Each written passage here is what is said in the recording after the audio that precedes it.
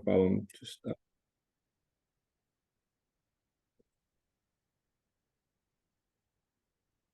are you showing the number of attendees yet? They're starting to come in. So far, we opened in 11.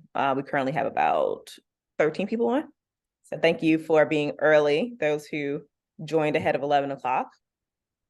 We usually have people come in within the first 5 to 10 minutes. Have a great sign up. And for those who registered, you will receive a recording of the video as well.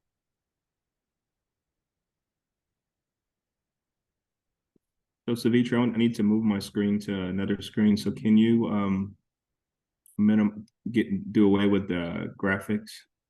Oh yeah, sure. Just for a second. I'll stop sharing. There you go. There we go. Perfect. All right. Let's go.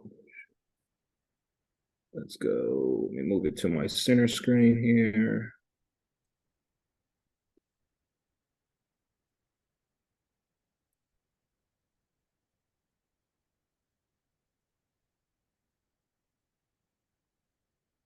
Not what I wanted there.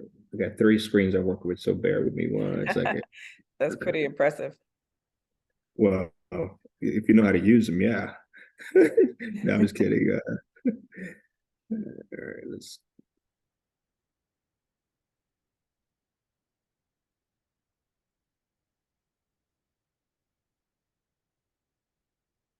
Are you going to the Essence Music Festival? Yes, I feel like it comes to me. So I kind of get, unless I leave town, I'm usually here. And so I will be here next week for Essence. Okay, good deal. All right, you can share your screen now.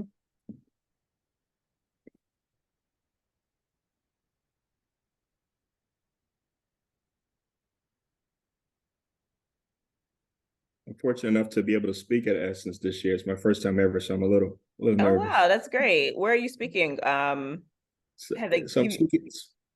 So only details I know is it's through LED, but the only details I know it's at 11 o'clock on Saturday. So I'm not sure who's on the panel with me. So I just Do have you know where kind you're of. speaking at yet? I know I can tell you from experience that sometimes that information doesn't roll in until like a couple days before. So That's what I'm expecting. That's what I'm expecting. But no, as to answer your question, I don't know. So I hope to get that information here soon. But I mean that's minimal. I mean, it's I just want yeah, to make. definitely. If you send it to me, I'll come, but I'll also shoot it out to everyone on this call and everyone in our group as well to Nice. come hear you speak in New Yeah, Orleans. yeah, I I'm appreciate it. assuming it's open to the public since LED. So Yeah, yeah, it is. It is. Yep. yeah, we'll be happy Open to free. send it out. Well, thank you. All right, we are here at 11:03.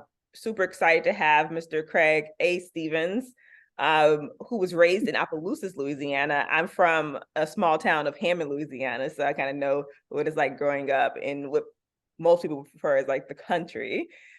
He immediately left for Air Force basic training after high school. I come from a military family. 2 of my brothers are one retired Air Force and one is currently still in the Air Force. So I'm very Nice. familiar with basic training and that arm of the branch. His first duty assignment in the Air Force was as a fireman at Barksdale Air Force Base. Craig continued to advance in his military career, functioning as a fireman, executive officer, cyber operations officer, command and control officer, and flight commander. He's had assignments across the US, Asia, and Europe. And after 25 years of service, he retired as a captain in the 93rd Bomb Squadron. Craig also worked in corporate America as a director of operations for Circle K convenience stores, whereas he was responsible for the operations of 105 convenience stores in Louisiana and Mississippi.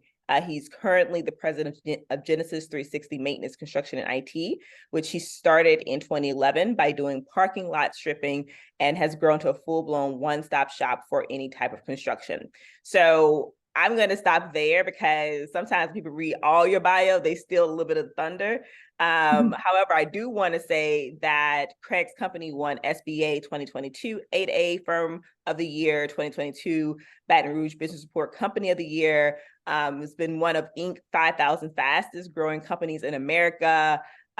He's won the SBA 2022 Business Person of the Year, and most recently also won in 2023 as Veteran Small Business Champion of the Year, which we'll talk a little bit about later. And so this is a perfect person to have here on Louisiana DOTD, particularly for our DBE webinars, because he has done many things that everyone on this call is seeking to do, aspires to do, but really is trying to understand how do you maneuver and how do you get started, and then how do you begin to scale, right? And so, Craig, I want to stop for a second to give you an opportunity, not only to welcome you and thank you for coming on this webinar today, but give you an opportunity to tell us how you got started, what we did not mention in the bio, right? So what's not in the bio that you want to share, and we'll get kicked off from there. And definitely ask questions. If you have any questions, drop them in the chat. You can message me directly. You can save them for after, but even if you drop them during this conversation, I'll be sure to pull them. Yeah. Well, no, thanks again for having me, Savitri. So as you mentioned, I'm from Opelousas, grew up very poor. And, while I wanted to go to college right out of high school, I was more focused on how do I make money? How do I get out of poverty? So I graduated high school and got on the first thing smoking and joined the Air Force. And my intention was to travel the world. And luckily, I got stationed right back in Louisiana at Barksdale Air Force Base. So I was still able to travel the world and spend time in Korea and Germany and Canada, as well as the Pentagon in DC. So it was a great experience for me. But when I first joined the Air Force, I had no stripes on my sleeve. I'm still one paycheck from poverty, right? So I had a young family, and so I started my search for a part-time job, just for extra income. And so I was a fireman, as you mentioned, and we worked 24 on, 24 off, so one day on, one day off. And so off days, I landed a job at Circle K as a third shift cashier, so the night shift cashier. It gets no lower than the third shift cashier. And so fast forward a little bit, at my 6-year point in the military, 6 years of active duty, and had worked with Circle K for that entire time, and sort of grew up the ladder to assistant manager. And then I was trying to figure out what am I going to do if I'm considering leaving active duty military, and I still wanted to have some ties to the military because I love what I did. It's just the fact that in the Air Force, in 8-hour notice, depending on your career field, you have to pack your bags and go. And so I wanted more stability in my life with a young family, and so I decided to go full time at Circle K and join the Air Force Reserves. With the Air Force Reserves, you work 1 week in a month and do all your training, and then 2 weeks during the summer. And so I really enjoyed the position of a manager at Circle K, and so did that for 2 years. And leadership asked me, "Do you want to become a district manager and a district manager trainee?" And I said, "Yeah, I'll consider it." And so I went to the training program and completed that. And they said, "Well, we got an opening for you, but it's not here. It's in Baton Rouge." So moved me from Shreveport to Baton Rouge.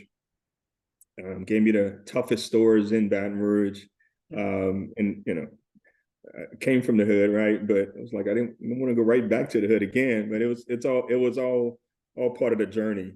And so again, with Circle K, I continued to go up the ladder and became director of operations. So 22 years later, I'm director of operations. Started as a cashier, director of operations, 105 stores. Had no intentions of staying with the company that long. But, my head was down just trying to grow up the corporate ladder. At the same time, I'm in the Air Force. I got my degree in the Air Force in IT, and became a commissioned officer. So my military career, my corporate America career was simultaneous. And I tell people all the time, it was God's way of preparing me for my current business. Because in the military, you learn how to be mission focused. Air Force, specifically, you got to be mission focused. And then, know how to build the team and work within the team. Corporate America taught me how to run a business at a high level. And so those two really just complemented where I am today. And so I'm at my 22-year mark. Actually, I was less than 22 years, and I was like, okay, what's the next chapter of my life look like with Circle K? And so as I started just brainstorming, and I said, hey, why don't I start a parking lot striping company? And people say, why parking lot striping? Well, paint is very inexpensive, and the most businesses have a parking lot, and the risk factor is very low. The worst thing I'm gonna do is paint a crooked line in your parking lot, which I've done a number of those. So the risk factor was very low. So we landed a contract at a shopping center in Baton Rouge, and then they said, "Hey, can you paint the building?" And we said, "Yes."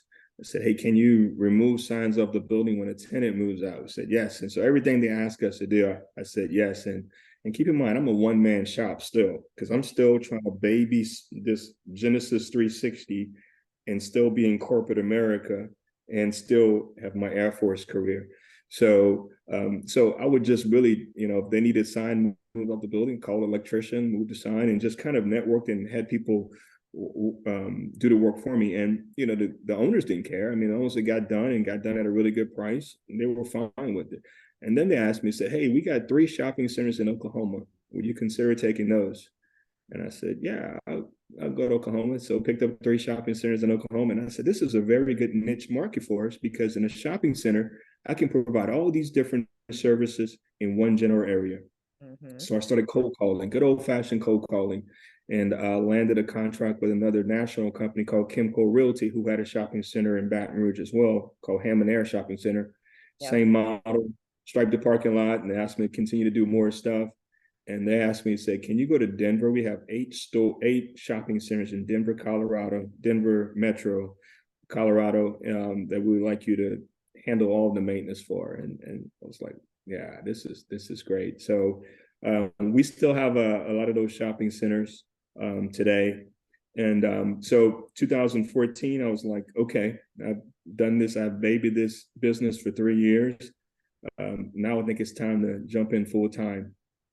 And so the toughest hurdle was having a conversation with my wife and said, "Hey, I'm thinking about leaving corporate America. Yeah, I'm giving up my company vehicle. Yeah, I'm giving up all the fringe benefits of, going to the Saints games and going to the Masters and all those things." And so it took me a little while to convince her, but she agreed. And then I left Circle K in July of 2014. In November of 2014, I had my first big contract that was 3 times my salary. And so the funny story, I told my wife, came home, told my wife, she was very excited. It's like, "Hey, I got this big contract I just landed." and she was like, "Well, what took you so long to leave Circle K?" I'm like, "It took me a year to convince you that I was doing the right thing." Right. So it's, it all worked out. Timing is everything, I think, and especially in business. So continued to grow in the shopping center space, and then 2016ish, someone kept mentioning this 8A program. Mm-hmm. It was this 8A program, and it's like, hey, there's companies that's doing really well, and the one thing that they mentioned to me that really got my attention is that the government can direct award you a contract. At the time, it was $4 million, up to $4 million without competing it. And I said, "Okay, now you got my attention. Let me go do some research." So I applied for my 8A. It took me a year and a half to get it, because back then it was all manual paperwork that you had to mail in. And so got my certification in November of 2017 and started going after the federal market. Still had the shopping centers and some commercial clients, but really started marketing heavily to the federal government market and attending industry days and what I call kissing babies, shaking hands, doing those kind of things. And so I landed my first government contract. Well, actually, let me back up a little bit. I was going to these industry days, and everybody would tell me, "When you get your 8A, come back and see me," the contracting officers. And so I was like, okay, once I got my 8A, the windows of heaven going to open up. I'm going to have all these big contracts just coming up, coming at me. And that was not the case. Right. I think everybody thinks that. Everybody's like, okay, once I And even with the DBE certification across the board, people are like, okay, as soon as I get this, I'm going to get all these contracts. So I love the fact that you said that the way that you put it, because I think so many businesses think that the certifications just immediately unlock the contracts, right? But continue. Yeah, no, it's a small part of it. It's important step to have, but it's not the end all be all. You still have to go out there and market yourself, and the biggest hurdle is for a small business. Like when I started, was okay. The government wants past performance. Well, how do I get past performance if you don't give me an opportunity? And so it was the chicken or the egg, and so anyway, what I did was I got a direct award, very small contract to deliver equipment from Gonzales, Louisiana to the Army Corps in New Orleans. Mm-hmm. And I made $68 on that contract. And I was still excited because I didn't lose any money. And then, the next contract came around, they awarded to me for providing dumpster service, and that's very low margin. But again, I was making— You're building your performance though. Building my past performance, it was, a couple $100 coming in every month. And so, and then I was marketing to a guy named Dave Willis at the Army Corps in New Orleans. And he told me this opportunity was coming up to build a flood wall. And I said, what's the estimated contract value? He's like, less than 4 million, 3.5 million. I'm like, okay, how can I get this opportunity? So what I learned was that if I partner with a company that had the past performance, who had a really good track record with the government, then I could use their past performance as my past performance. So I partnered with a local company out of New Orleans, and the government, we submitted our pricing, and it wasn't a JV, it wasn't a joint venture. It was just more, I was the prime and he was the sub, which is ideal, and because I control the money. And so we landed this contract, and it was to build a flood wall, and it was $3.5 million. So it was my first big multi-million-dollar contract, and I got that within my first year of being an 8A, which is really unusual. Which is really great, right? So many people waste so many years, right? Which is why, even for me, I would say that I was always hesitant to get the 8A certification, because as soon as you get it, the clock starts ticking and you only have it for so many years. But you secured a contract in your first year, which is like a pretty big deal. Yeah, no, I was hungry. I was like, I can't tell you how many babies I've kissed, but not just locally, but I would travel, to Dallas, Fort Worth, to Georgia, wherever there was an industry day with any agency that I thought I could, partner with. And so we performed that first contract, and then after that, now I got a multi-million-dollar contract on my resume, and got a little bonding capacity, and so we continued to market. And I think I partnered with my second big project with another company. Then after that, we took the training wheels off, and we started going after it ourselves. And we've been fortunate to be the prime in every one of these contracts. A lot of businesses, they want to do a JV. Again, JV is good, but you better be able to trust that JV partner, and vice versa, because it can become very, very ugly. And so, I decided to diversify. So I was doing construction, but keep in mind, I started the company doing parking lot striping, building maintenance. Mm-hmm. I started, my commercial clients were like, hey, can you do lawn service? And of course I said, yes, I can do lawn service. I said, what about I take this opportunity and say, go after the government for all these lawn contracts? So, question was that you essentially began to expand and diversify based on opportunity. So someone would say, oh, can you do this? And you would think about it like, okay, can I do this? Okay, yes, I can do this. And that allowed you to expand, or were you already thinking about expanding in those spaces? No, my model, based on what I learned from the shopping centers, that they wanted one person to call for multiple services, a person that they knew and trust. My model was, okay, I'm gonna go to the government. Like, I have one primary NAICS code, and that's facility maintenance with the government as far as the 8A certification. But once you're in there, you can do whatever service that you qualify for. And so, to answer your question, it was more about something I wanted to do was diversify, but also there were opportunities when you attend these industry days and say, well, we don't have construction. However, we have lawn landscaping, we got janitorial. And keep my thinking is always say yes and then figure out how to do it. You know, Right. because it may not be your subject matter, you may not be the subject matter expert in it, but there's somebody else that is. And guess what? If you say no, they're going to move on to the next company, and you may or may not get that opportunity. So it's a double-edged sword because you still got to perform, you know.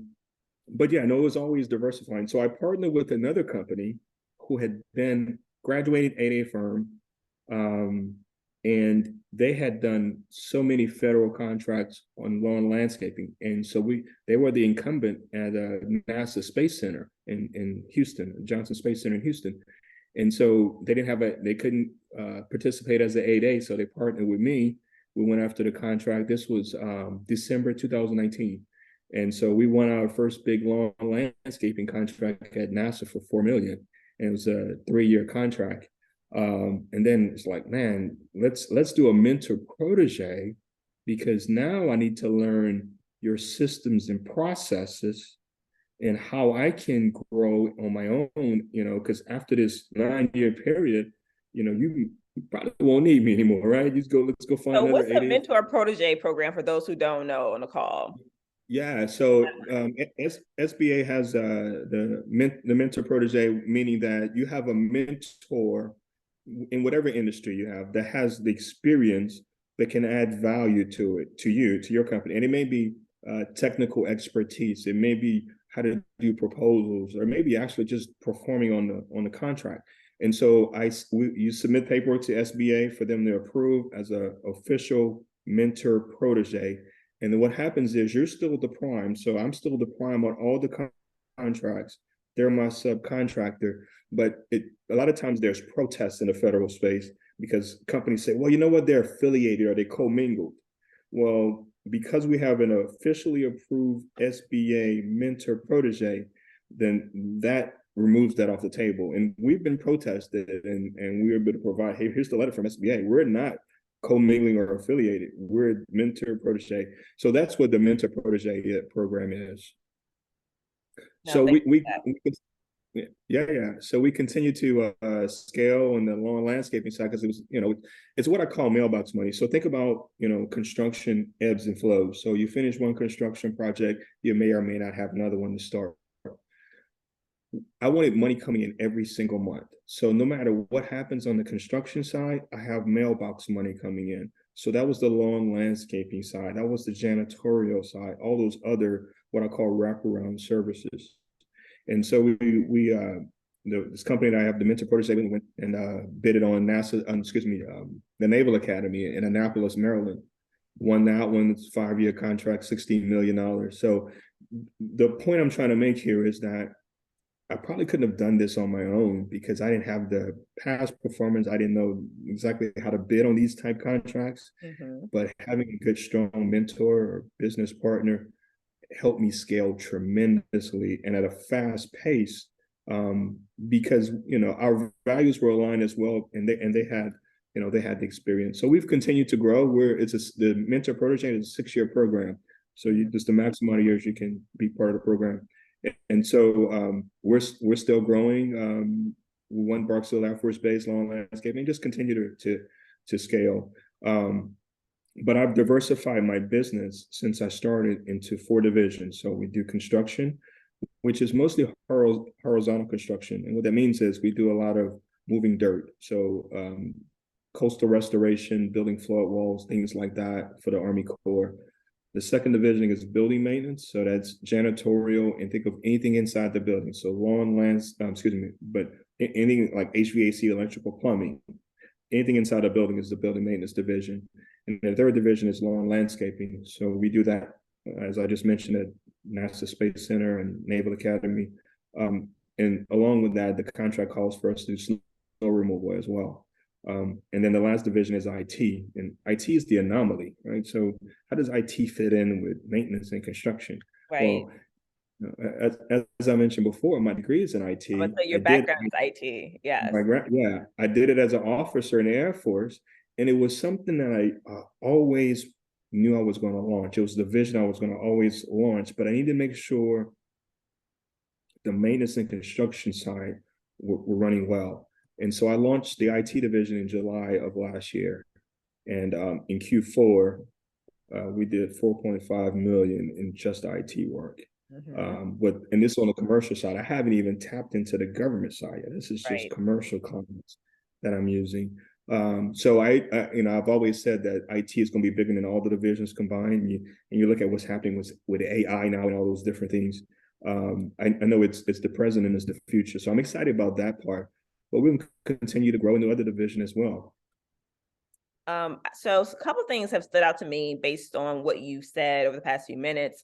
One, saying yes, right, to opportunities and things that were coming your way. You were one man shop, but you were like, okay, yes, I can do it. I'm gonna figure it out. The second thing that you said was marketing to the government. So you said you hit the ground, you started marketing to the government. I would love to pause there for a second and talk about what that looks like. When you say I began like marketing the business company to the government, what did that look like from your side? Yeah, that was basically, as I mentioned, attending industry day events, no matter where they are. And so each agency will have what's called industry days, and they'll bring in all, potential contractors to have the contracting officers there, engineers, and they'll go over, here's the upcoming forecast for this government fiscal year. And here's some opportunities that's coming out. So you get firsthand notice of what opportunities are coming out. And you know what, just being there gives them an opportunity to get to know you, and then give and potentially direct award you a contract based on your experience or past performance. Or you know what, I need to reach my I'm a service disabled veteran as well. So I need to reach my SDVOSB goal. I need to reach my woman on goal, my hub zone, all those different things. So you have to be in the game. You have to be present. And I think a lot of times, as small business, we get so caught up in the day-to-day working in the business, but it's very difficult to work on the business and grow the business. That part is my strong part, is growing the business. But it's not easy, because you still have to make sure that you're managing costs and still building a dream team as well. So one of the other things that you talked about was not being able to do this by yourself, and how partnerships and the mentor protege program and all these aspects of people that you kind of met along the way in business really helped you, and how relationships are really important. And so if you're someone that's just coming into business, coming into government, I would imagine you're meeting some of these people at industry day, but how are you connecting with people? How are you determining like what partnerships will align and what people to work with? Yeah. So at the industry days, you'll meet contractors as well that may or may not have a certain certification. So the value added proposition sometimes is your certification, right? I mean, that may be the only value that you may add, because as a new business, think about it, you don't necessarily have the past performance. You don't necessarily have the bonding capacity. I'm speaking construction wise. So, but guess what? I am a minority owned business and you're not. So you end up connecting with these people who have the things that you don't, you have what they don't, and you just try to make it work. As far as determining who's going to be a good partner, who's not, I would always suggest to anybody, before they do a joint venture, mentor protege, or even, a teaming agreement, just try to do one project with them, just to ensure that they can do what they said they can do. And, vice versa, that you're a person of your word, that you're going to pay them on time, and those different things. So it's not easy to vet people, but my first go-to, let's say if I'm looking at a construction project, I will go to the agency, if it's the Army Corps of Engineers, and say, hey, do you have any construction companies that you recommend that I could partner with? And if they give me the green light on a certain company, then that adds value, right? Because they've already worked with the government and they're, have a good reputation. So the agency don't mind you coming to them and asking for references. And I've done this on a number of times, just to make sure that the company was legitimate. I will ask some of the questions that are being posed. One by Cameron Coleman. They asked, when did you decide to expand your business by bringing on business partners or employees? Because you said you started out as a one-man shop, but eventually, of course, you started securing contracts. You had to bring on employees and business partners. What happened for you to come to the realization of needing extra hands? Yeah, so I'm gonna go back to the first big contract I mentioned. I won on the commercial side, janitorial contract that was 3 times my salary. I couldn't do that on my own. I needed, it was janitorial, so I definitely needed, boots on the ground folks to do it for me. So that's when I realized, okay, I have this contract. Now I need, I think it was 10 people, 10 people to be on my payroll to actually perform the services. And also keep in mind, I need also a supervisor that can manage the day-to-day stuff, because I can't be tied to that one project. I'm still trying to grow and find other opportunities. So that was the distinguishing factor for me to determine when to bring on employees. I will make one critical point that I would do differently if I had to start this all over. So as I continue to grow, rather than looking for a strong leadership person, I look for, okay, who's my next administrative assistant? Who's my next bookkeeper? And I'm still at at the top of the food chain, trying to make all the big decisions. If I had to do this all over again, one of my first biggest hires would be an executive type person, a leadership type person, because they can free you up so much. It costs a little bit more, but they can free you up so much where you can do what you're really good at, and they can continue to run the business for you, and just having that person by your side as a support, because like business can be very lonely. It can be a lonely world, right? Because until you get around other people, you realize you think that, man, I'm the only one that's going through this. This is do I even want to do this anymore? Right. Shut back to corporate America. All those things go through your mind. But just having somebody that supports you makes a big difference. So I would definitely do that differently. No, I would agree with that, because when you don't have someone in an executive role who can also help make decisions, everyone's coming to you for every single thing, and it does make it hard for sure. A follow-up question is related to the mentor protege program.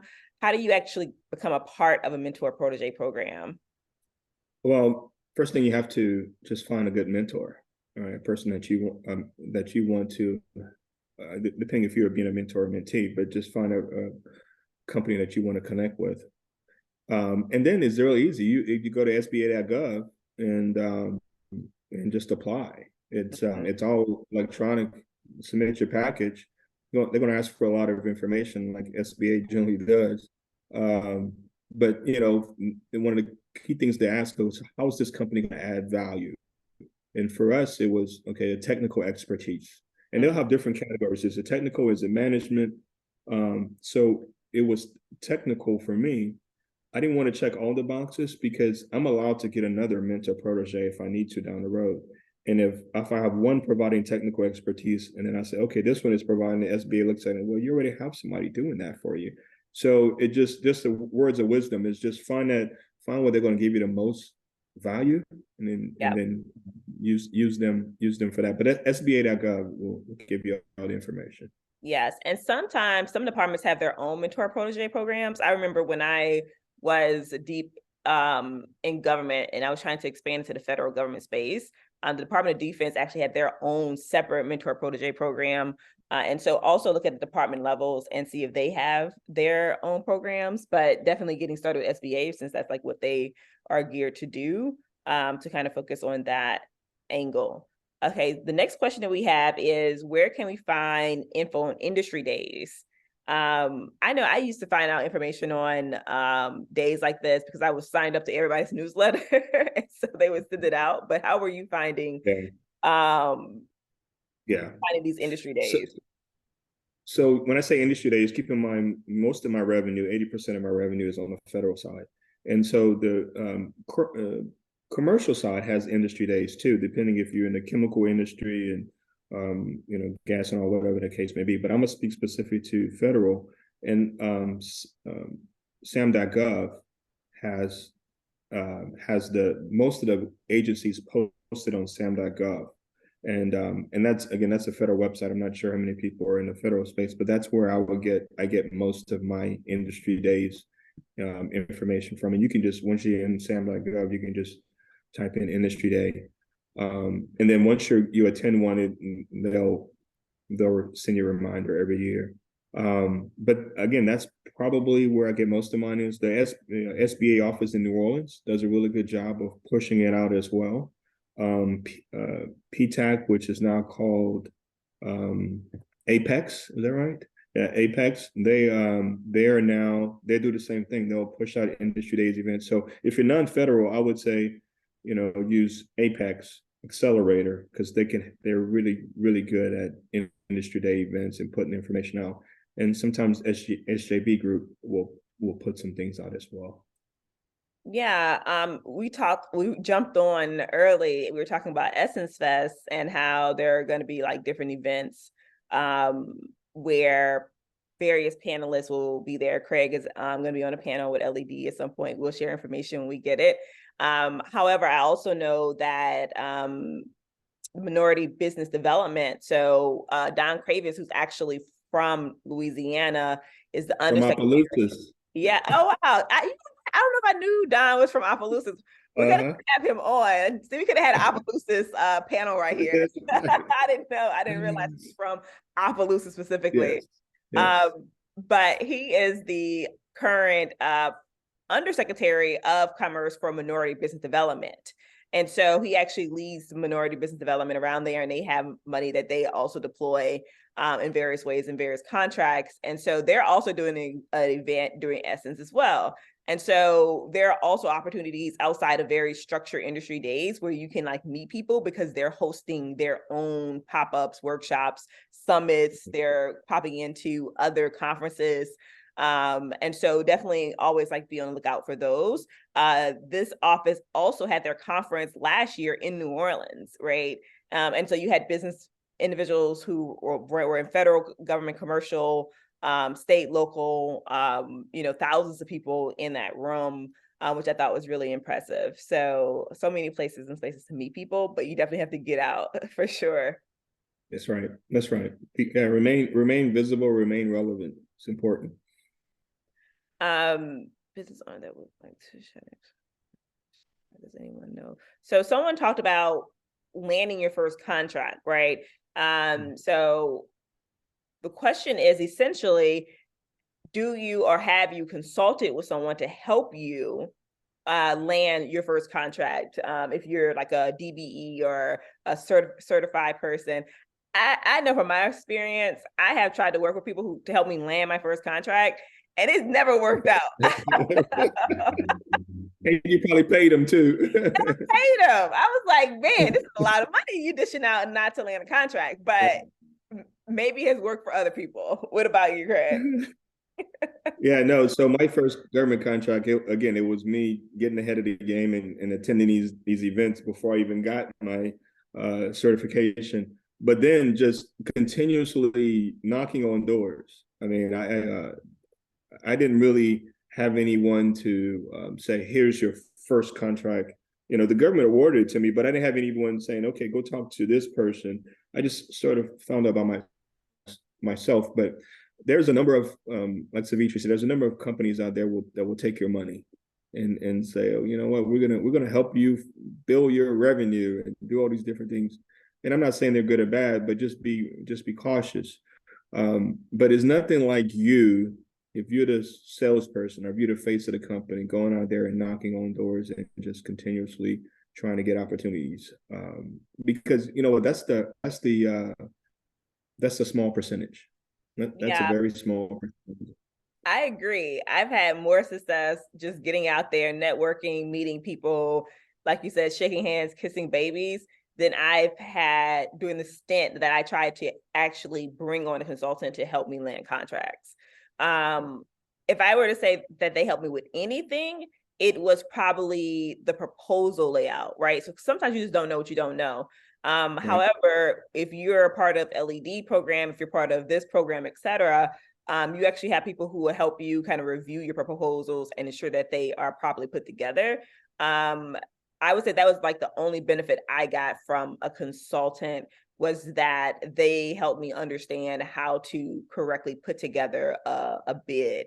But outside of that, no, I did not receive, contracts or help you landing my first contracts, although that could be considered that.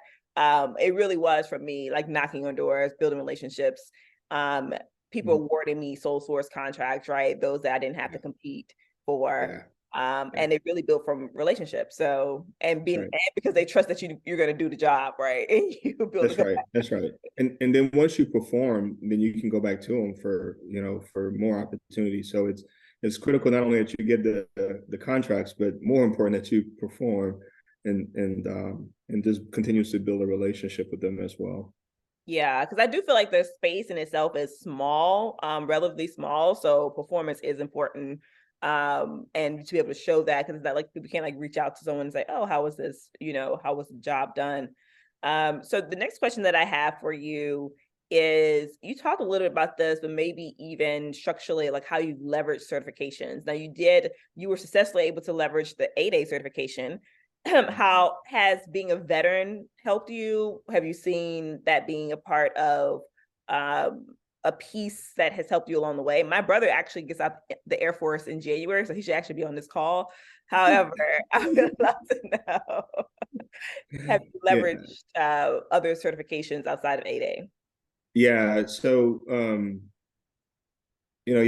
I have 8A, I have service disabled veteran, and I have HubZone. The only federal certification I'll have is woman owned. So trying to figure out how to get that one, but I probably won't. But in any case, I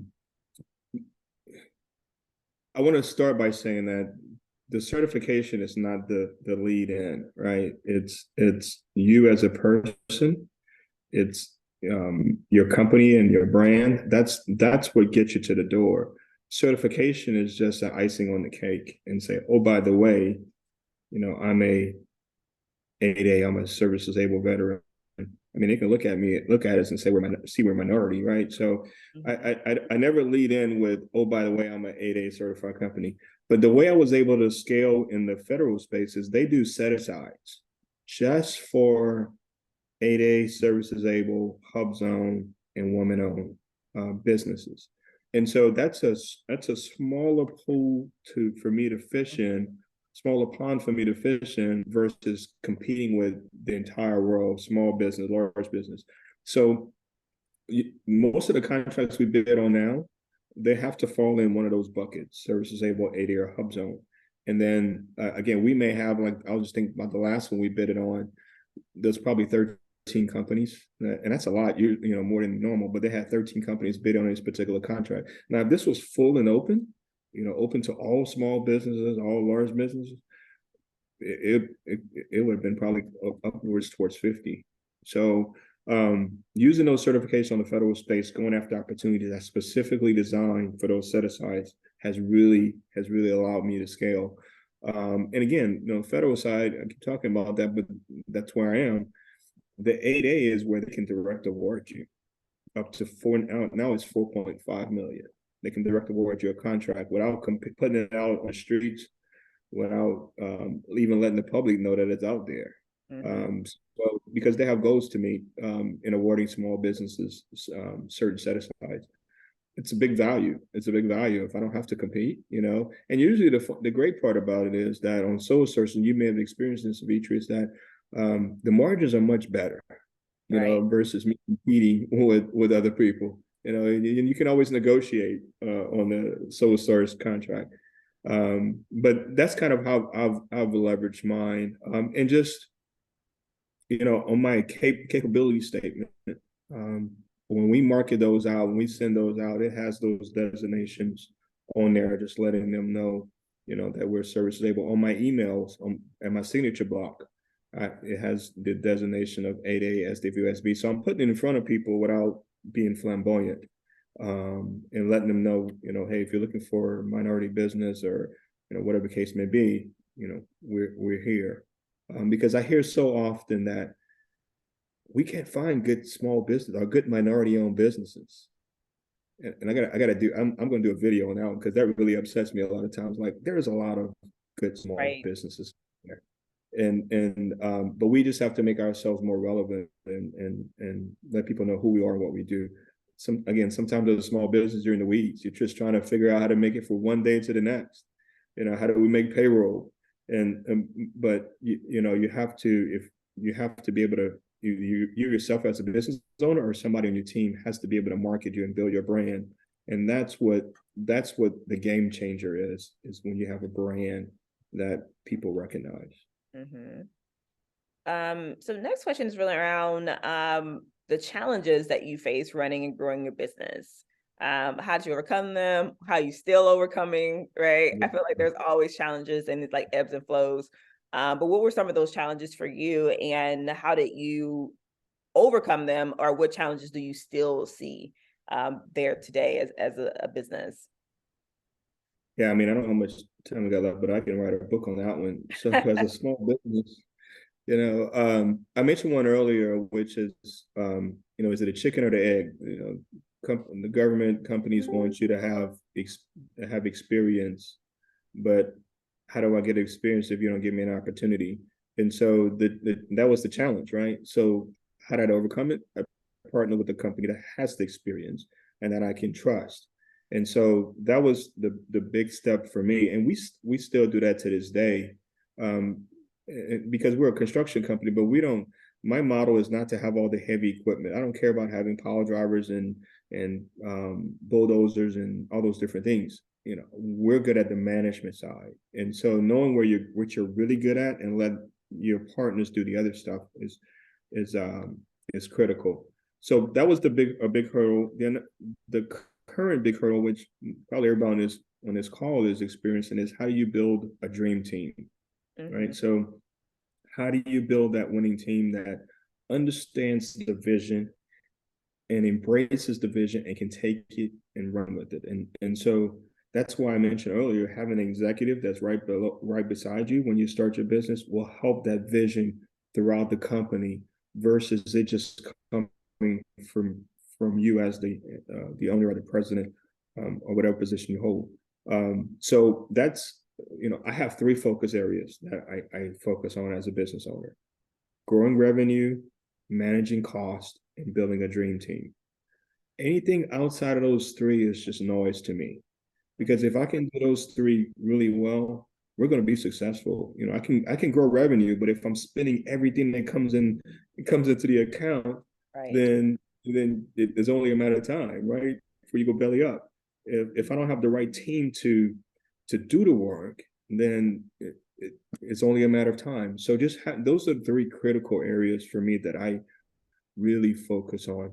But the most difficult one, I think, sometimes is building the dream team, getting the right people on the boat, putting the right butts in the seats. They may be on the right bus, but they're in the wrong seat, meaning that they may be part of your company, but they shouldn't be part of that. They shouldn't be in that position. Right. So understanding those things is very critical. So I'm going to assume that you have people that you subcontract for work. If I were a small business and I wanted to subcontract with you, what are things that you're looking for? What would get me in the door? How would I go about that? Yeah. So on a local level, if you have to do concrete work, that's something that we're always doing with the government. If you do lawn landscaping type work, that's something that we're always doing. We're subbing out sometimes. If the way we look at the lawn landscaping side, like at NASA and Naval Academy in Barksdale, it's a 3 to 5 year contract. So I'm going to bring my own people on, buy all new equipment because it's a long-term contract. Mm-hmm. If I'm working for Ochsner Hospitals here locally and they said, I'm giving you a 1-year contract, I am not going to invest in all new equipment and putting a bunch of people. That's generally where we subcontract that out to other folks who's already doing that full time, right? Mm-hmm. And let them do it. And the margin is lower, but guess what? At the end of the 1 year, we may or may not continue to work, but I don't have all these equipment that I'm buying that I'm having to figure out, okay, what do I do with all this?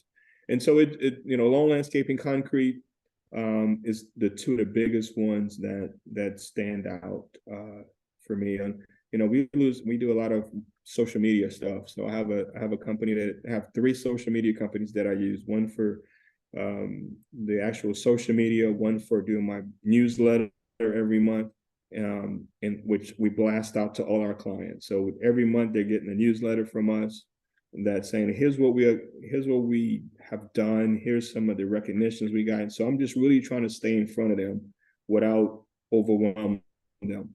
and then I have a company that does my audio video for me as well. So that's a critical piece in scaling. It's just having, I don't care about doing that in-house. Let somebody else that's really good at posting for me, let them do that. And I'll throw a TikTok or something up every once in a while. I'm about to go follow you guys.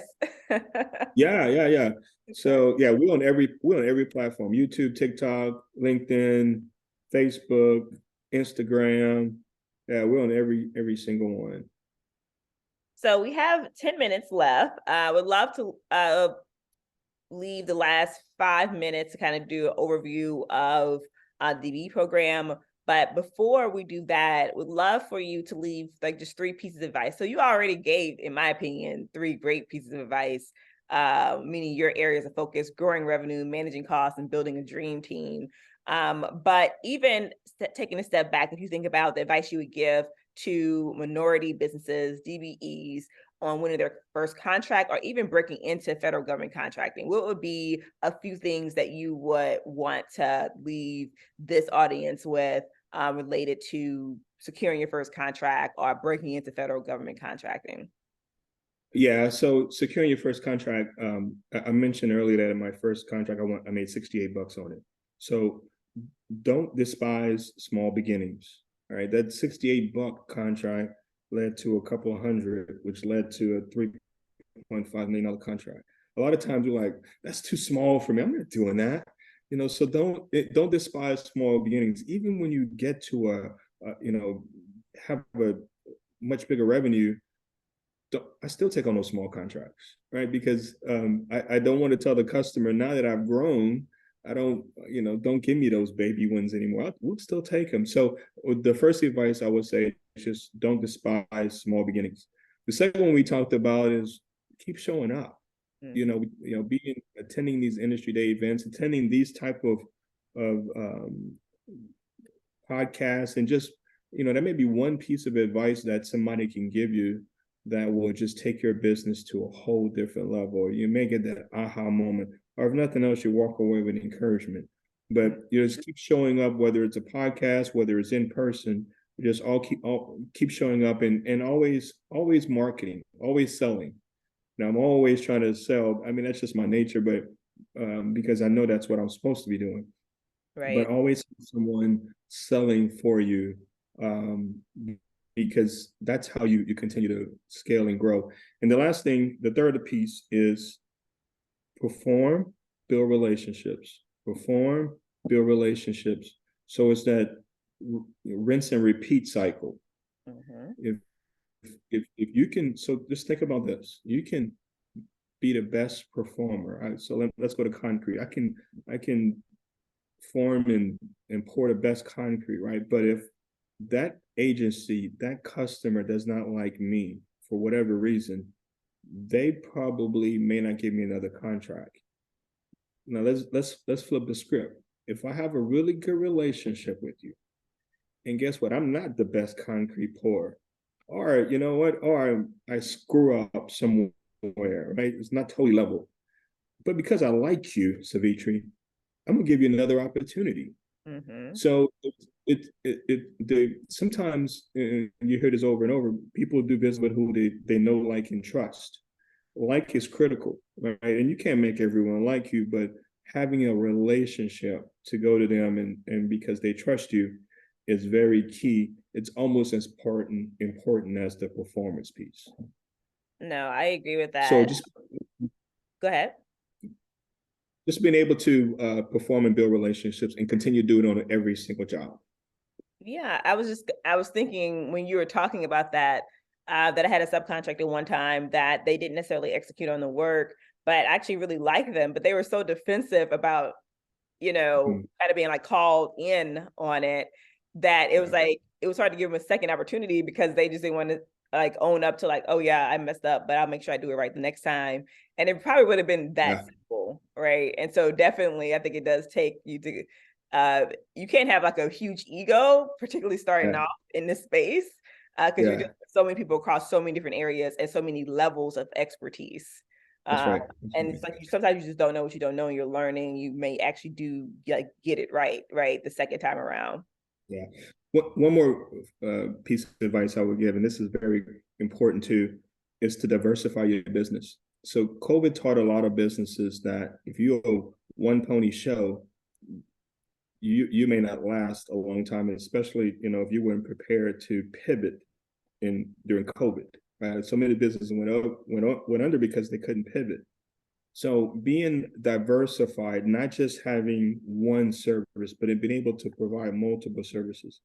And again, that's been a game changer for me because I learned it in the commercial side, but it's been a game changer for me in the federal space. And here's an example. I had done a few small projects with this contracting officer, and the contracting officer is the person in the government that awards the contracts. And I built a relationship with him. And he called me one day and he said, Craig, can you manufacture timber needles? And I said, Chris, absolutely. Mm-hmm. And then I hung up the phone. I was like, what the hell is a timber needle? so I Googled it, and he was like, we got it. It's a direct award. So we're sourcing it to you. You got, I need the price back in 3 days. And by the way, here's who we used 9 years ago. So he not only, and here's the budget number. So let's just keep that in mind. If I said no, I don't know what a timber needle is, Chris. Maybe there's somebody else that could do it. I said yes. And then by saying yes, and then all the other information came out. Here's who you can use. They couldn't tell me who to use, but here's who we have used in the past. Mm-hmm. And so that was a $1.7 million contract. Yeah. Yeah. So I mean, but that's because I'm willing to diversify. I'm not saying, okay, well, you know what? I'm just building maintenance. I'm just janitorial. I'm just all that. No. Short of building space shuttles, we'll probably say yes to anything. I can build a space shuttle too, you put your mind to it. You got the IT, you got the somebody's out there doing it. We just need to partner with them, right? Exactly. So yeah, just so be able to diversify your business and not be just a one pony show. I think that was critical for our growth. Absolutely. And I think about kind of what you had in that conversation, because you had someone that, like you, felt that, oh, he's going to bring this opportunity to you. But also because he wanted you to be successful, he kind of gave you some, like, go look at this. You need to go look at this. Sometimes people are also trying to help you be successful by pointing you in the right direction. And sometimes I find that small business owners who are just starting, sometimes they miss those clues, right? And so they don't go look at the budget. They don't go look. And it was like, well, I kind of gave you a little bit of the blueprint of kind of how to do it. So don't miss those cues either. Yeah, no, absolutely. And you nailed it. Because I had a good relationship, because I performed on other smaller contracts, he felt comfortable enough to call me. Now, he knew I didn't manufacture timber needles. I couldn't, at the time, I probably couldn't spell timber needles. So, but in any case, what you said is important, is that if I look bad, he looks bad, right? So he wants to make sure that, hey, I've worked with this company, I trust this company, because if I sole source them an award, and they don't perform, me as a contracting officer, that's not good for me, right.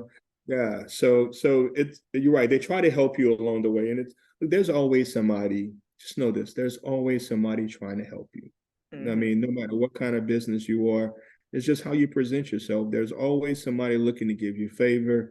I tell that to my family. It's always, no matter where you go, there's somebody that's going to give you favor on your business. Sometimes you just have to be open to hear it and recognize those opportunities. Absolutely. Well, Craig, I want to say thank you for coming on this webinar and giving us everything that more than what we expected, just related to the questions we've asked, the questions that you all have asked. I know that I've taken some gems away, even remind me of the Mentor Protege program, thinking about what A-Day looks like for you and how you secure those things. How do you go and find industry days, and how do you actually search for them? Building partnerships and relationships and ensuring that you're networking and kissing babies and ensure that you're touching as many people as possible, and getting out there being the foundation of really growing a successful business, creating a talented team of people, right, to work around you, and even the lessons that you've learned along the way related to hiring individuals who can be more of executive layers. And so want to thank you for showing up here and showing up for everyone who participated. This webinar is hosted by SJB Group and SGI LLC and supported by Louisiana DOTD through its DBE services. In addition to those services, we provide these webinars and we bring on individuals from various different departments, areas and spaces. This is a part of our CEO Spotlight, where we actually want to bring on individuals who are out there day in and day out, actually securing the contracts, bidding, and really have started from zero and taking their companies to greater scale. And so we want to thank you all for joining. If you did register for this webinar, you will get an email in the next 2 days with this video recording and some additional information that we shared. So we talked about SBA.gov. We talked about where to find out about Mentor Protege program. So we'll add that additional context in the emails that we send. So stay tuned. Can I close with one thing? Yes, please do. We'll love that. Yeah. One final thing, and I try to, and when I do these speeches, I try to give a life perspective, business perspective, and then what I think is the most important, sometimes a spiritual perspective. So we, as business owners, a lot of people on this call are business owners. It's difficult sometimes, but now is the greatest time for what I call a wealth transfer. Right? You have it coming from the White House saying to give more minority business contracts. You have the whole D&I thing that companies are starting to embrace. So it's critical that we don't waste time, and so we need to take those critical steps. The other part of it is that I want to close on is that, you may or may not have heard me say this before, Savitri, but it's important, is that you have to understand what your assignment is by God, right? So for me, I know that what I do today at Genesis 360 is my assignment. When I was with Circle K, that was my assignment, right? It wasn't the best assignment sometimes. It was painful, it was hard, it was difficult, all those things. It was my assignment. In the Air Force, it was my assignment. Those assignments helped me for this assignment that I'm in now, this chapter in my life. So the point I want to make is, once you recognize that this is your assignment, nobody can stop you. Just you have to know that, like, this is my purpose. And it gives you encouragement to get up every day and go hard at it, right? It gives you encouragement to realize that, and it's not even about you. It's about being a blessing to other people. That's what it's about. You're just a tool, you're just a vessel. But how do I be a blessing to the other people, whether it's my family, whether it's community, whether it's other business owners? So once you realize what your assignment is, nobody can stop you. Thank you. We got several amens in the comment section on that one. So I want to thank again you all for attending this webinar. Craig, thank you for leaving us with not only just inspirational words of advice, but concrete to-dos, how-tos as we move along the way. But you said it best. It really does start with like your purpose and what you are divinely designed to do here on earth. And you have to believe that to be true as well. So thank you for your time and all of the knowledge. And I look forward to speaking with you soon. And everyone, be sure to sign up for our next webinar. We'll have another great speaker on in about 2 weeks. And so be on the lookout for that email as well. I will give you the rest of your time back for this day. I know you're a busy man, you have a lot to do. But Kenyatta, thank you as well for joining. And we'll see you back here next time. Sounds good. Thank you. Bye-bye.